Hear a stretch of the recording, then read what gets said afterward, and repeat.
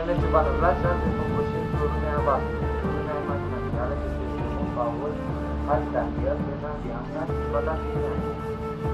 Trebuie să încep. Iaaaaai! Stai cu asta!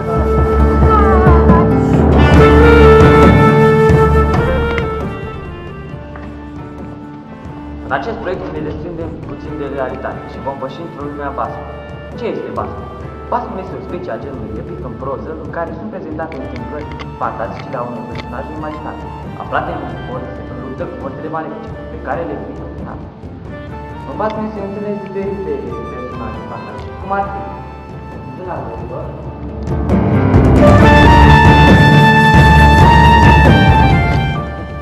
Sfânta Biblie și...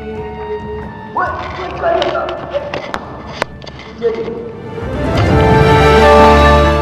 Să nu uităm pe...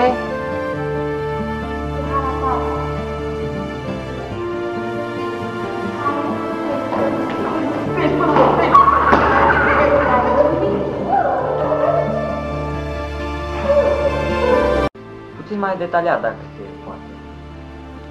Gerilă, care este cea mai figuroasă creatură de pe pământ.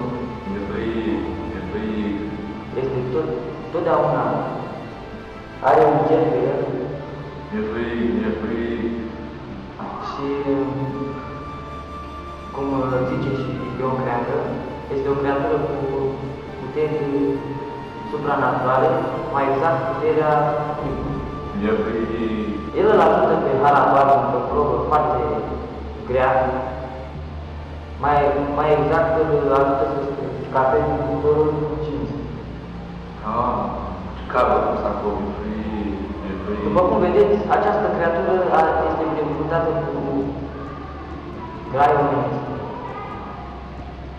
Deci, putem spune că e un fel de om hibrid cu o creatură supranaturală sau așa ceva.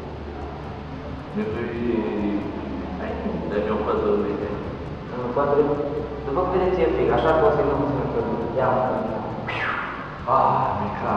ce bine! Are niște buze foarte mari, prin care chiar eu cred că zice că sufla gerul. Această creatură a fost culeasă din popor și mai ales poporul credea înainte că el aduce ea. El venea și încerca cum să vă explic eu, să sufle, să înghețe tot copacii și toate creaturile. Dar hai să vorbim despre Harapal, dar nu despre Hazidane. Ok? Mulțumesc, Vlad.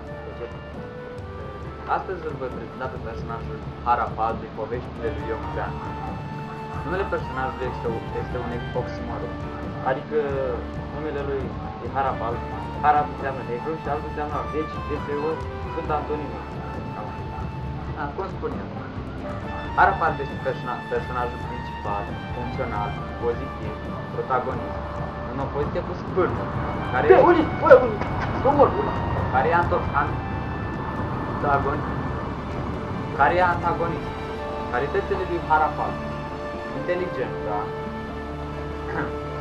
înțelepciunea, bunătatea, fire veselă, rasă nobilă, fidelitatea, forța fizică. Cred.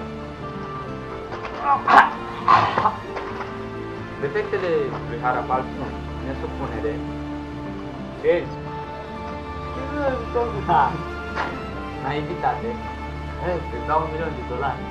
Da, cât? Mâine. Slăbiciune. Slăbiciune? Nu, știu. În realizarea lui, autorul prezintă spre deosebire de basmul popular, atât calitățile cât și defectele. De aceea putem vorbi despre un personaj antic. Da, așa și? Da.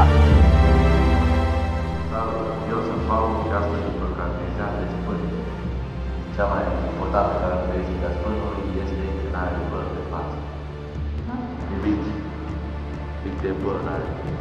Este clean, dureros, poți, scos, n-ai creier.